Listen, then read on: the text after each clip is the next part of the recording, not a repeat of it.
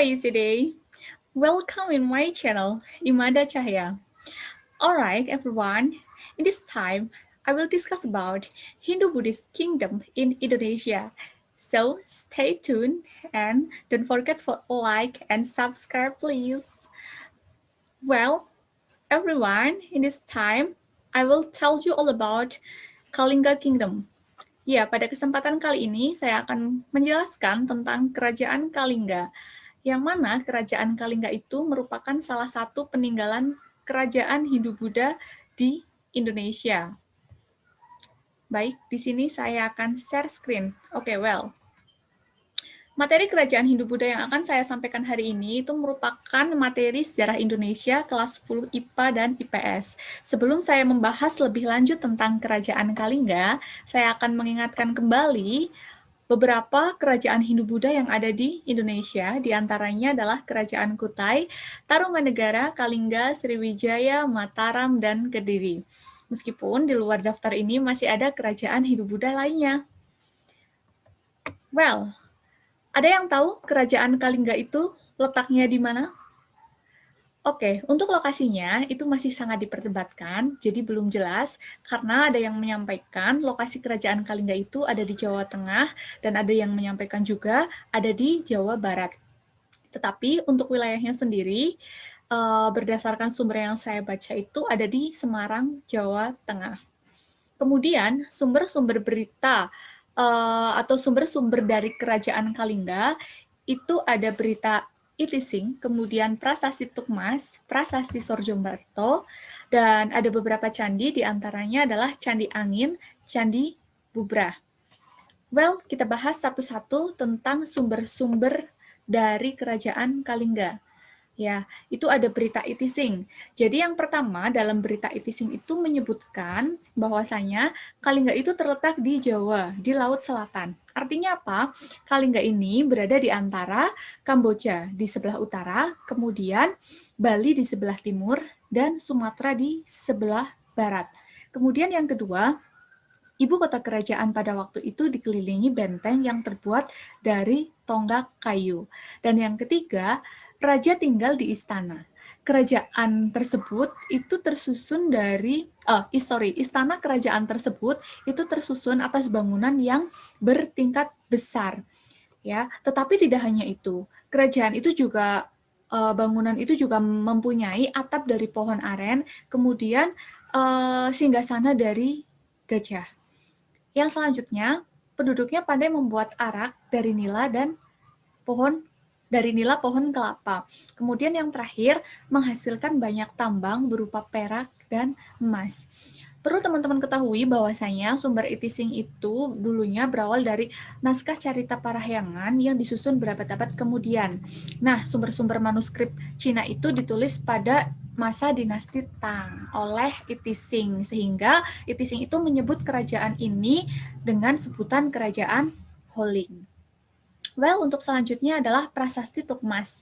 Teman-teman bisa lihat sendiri, itu adalah bentuk prasastinya, wujud dari prasasti Tukmas.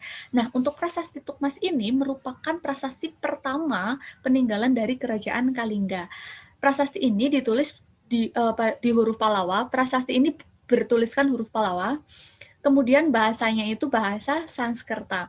Kemudian aksara dari prasasti ini itu sudah banyak yang rusak, itu sayang sekali ya. Tetapi prasasti ini itu masih ada yang bisa dibaca. Jadi ada bagian yang masih bisa dibaca, sehingga dapat diartikan atau dapat disimpulkan bahwasanya isi dari prasasti Tukmas ini menceritakan tentang mata air bersih dan jernih. Next, untuk prasasti Sorjomerto, jadi prasasti ini beraksara Kawi dan berbahasa Melayu kuno. Sehingga untuk prasasti Sorjomerto sendiri itu bersifat keagamaan Siwais. Ada yang tahu keagamaan Siwais itu maksudnya apa? Jadi maksudnya keagamaan Siwais itu keagamaan Hindu yang menyembah Dewa Siwa, kemudian pengikut Haris Krishna. Hari Krishna itu maksud saya. Ya, sehingga dari isi dari prasasti Sorjomerto itu sendiri memuat keluarga dari tokoh utamanya, ya itu Dapuntah Salendra, kemudian ayahnya bernama Santanu, ibunya bernama Badrawati, sedangkan istrinya bernama Sampula. Well, ini adalah Candi Angin, ya, candi dari Kerajaan Kalingga atau candi peninggalan Kerajaan Kalingga, di mana Candi Angin itu terletak di puncak pegunungan Muria. Kemudian kalau teman-teman semua mau ke candi ini, mau mengunjungi candi ini, kalian harus melewati jalur Duku Dukpalak, Desa Tempur, Kecamatan Keling, Jepara. Ya, jadi letaknya itu ada di Jepara, gitu ya. Oke, untuk selanjutnya ada Candi Bubrah. Candi Bubrah itu terletak di dalam kompleks Taman Wisata Candi Prambanan. Ada yang sudah pernah ke Candi Prambanan? Jadi letaknya itu di antara percandian Roro Jonggrang dan Candi Sewu. Sehingga letak Candi Bubrah ini jelas sekali ya letaknya di Kecamatan Prambanan, Kabupaten Klaten. Well, untuk kehidupan Kerajaan Kalingga itu sendiri, ya sudah jelas ya, kalau misalnya kerajaannya itu tadi ya, terletak di Jawa Tengah, pasti tidak jauh dari yang namanya pertanian. Tetapi tidak hanya pertanian dalam Kerajaan Kalingga ini, ya, yang menopang hidupnya saja itu tidak hanya pertanian, tapi juga tentang perdagangan. Kemudian untuk agamanya sendiri, itu menganut agama Buddha Hinayana.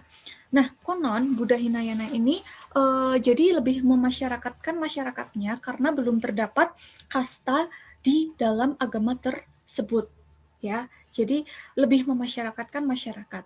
Kemudian bagaimana keruntuhan atau perpecahan Kerajaan Kalingga? Jadi perpecahan Kerajaan Kalingga itu nantinya dibagi menjadi dua, yaitu Mataram kuno. Ya, nanti akan kita bahas setelah ini. Kemudian yang selanjutnya itu mendapat serangan dari Kerajaan Sriwijaya. Nah, itu adalah beberapa penjelasan tentang Kerajaan Kalingga. Alright, next. Bagaimana sih silsilah Kerajaan Kalingga? Jadi, untuk pendiri Kerajaan Kalingga sendiri, itu Prabu Wasumurti. Itu pada tahun 594 Masehi sampai 605 Masehi. Kemudian, Prabu Wasamurti ini memiliki di dalam silsilah kerajaan ini terdapat Ratu Sima yang merupakan tokoh terkenal di Kerajaan Kalingga, ya, itu di tahun 674 Masehi. Jadi Kerajaan Kalingga ini berdiri di saat Kerajaan Galuh berdiri juga. Jadi berjalan berdampingan dengan Kerajaan Galuh itu. Jadi Kerajaan Galuh berdiri, Kerajaan Kalingga juga berdiri. Kemudian yang selanjutnya, Ratu Sima itu memiliki keturunan yang namanya Dewi Parwati. Ya, Dewi Parwati dan Iswara Kesawalingga. Jadi Dewi Parwati ini menikah dengan Kerajaan Galuh, dengan tokoh yang ada di Kerajaan Galuh dan memiliki keturunan namanya Sanaha. Ya, Sanaha ini menikah dengan keturunan Raja Galuh juga namanya Branta Senawa. Oke, sebelum ke bawah lagi, jadi perlu diketahui bahwasanya saudaranya Dewi Parwati ini memiliki saudara namanya Iswara Kesawalingga. Nah, Iswara Kesawalingga ini adalah pendiri Kerajaan Keling. Kerajaan Keling itu letaknya di sebelah selatan Kerajaan Kalingga, gitu ya. Oke, next. Untuk Sanaha sendiri, ya, jadi ini ya, Sanaha itu pada tahun 716 Masehi, ya. Jadi Sanaha itu memiliki keturunan yang bernama Sanjaya. Nah, Sanaha tadi sudah saya singgung ya, menikah dengan Branta Senawa. Jadi, ketika Sanaha memiliki keturunan yang namanya Sanjaya, di sini Sanjaya itu memiliki klaim atau berkuasa ya terhadap Kerajaan Kalingga dan Kerajaan Galuh. Karena beliau itu merupakan keturunan dari Kerajaan Kalingga dan Kerajaan Galuh. Jadi pada saat itu Raja Sanjaya ini pada tahun 732 Masehi ya dia berkuasa ya, memiliki klaim ya. Jadi klaim terhadap Kerajaan Kalingga dan Kerajaan Galuh. Kemudian Sanjaya itu memiliki anak yang bernama Rangkai Panangkaran. Nah, Rangkai Panangkaran ini kemudian memiliki keturunan lagi yang namanya Rakai Pikatan yang endingnya nantinya akan menjadi Kerajaan Mataram. Sedangkan Rakai Panangkaran ini itu membuat perubahan. Jadi perubahan Kalingga menjadi Mataram. Jadi dapat disimpulkan ya bahwasanya Kerajaan Kalingga itu memiliki hubungan erat dengan Kerajaan Galuh. Kemudian tentu ya memiliki hubungan erat dengan kerajaan Mataram karena ya kerajaan Kalingga itu berubah menjadi kerajaan Mataram. Siapa yang merubahnya? Itu namanya Rakai Panakaran ya. Jadi dapat disimpulkan bahwasanya kerajaan Kalingga itu membuat pernikahan itu menjadi alat politik untuk memperkuat kerajaan mereka begitu ya. Jadi for your information ya, sebelum saya akhiri, sepeninggal Ratu Sima ya tadi sudah saya jelaskan bahwasanya kerajaan Kalingga itu dibagi dua ya, itu Kalingga Utara itu dikenal dengan Bumi Mataram, kemudian di bawah pimpinan Sanaha ya, kemudian kerajaan Kalingga Selatan itu namanya Bumi Sambara, itu di bawah pimpinan Dewa Singa. Ya, intinya seperti itu. So, untuk teman-teman semua, for everyone, don't forget for learn history because history is really important for us. Ya, jadi sejarah itu sangat penting sekali untuk kita. Dari belajar sejarah kita bisa tahu kan, ternyata ada kerajaan Hindu-Buddha yang namanya kerajaan Kalingga. Oh, ternyata Kalingga itu memiliki hubungan erat dengan kerajaan Galuh karena keturunan kerajaan Kalingga itu menikah dengan kerajaan Galuh, ya. Kemudian hingga endingnya keturunan dari kerajaan Kalingga dan Galuh itu memecah kerajaan atau mengganti namanya menjadi kerajaan Mataram. Nanti next insya Allah akan saya bahas lagi di segmen selanjutnya.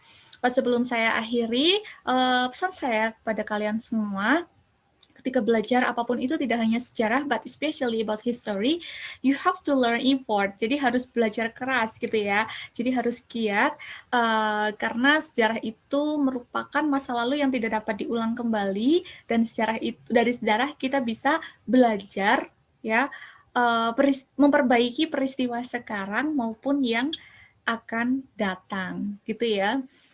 So I think that's all. Thanks for your watching. Thanks for your achievement. Sorry for the mistakes and bye-bye.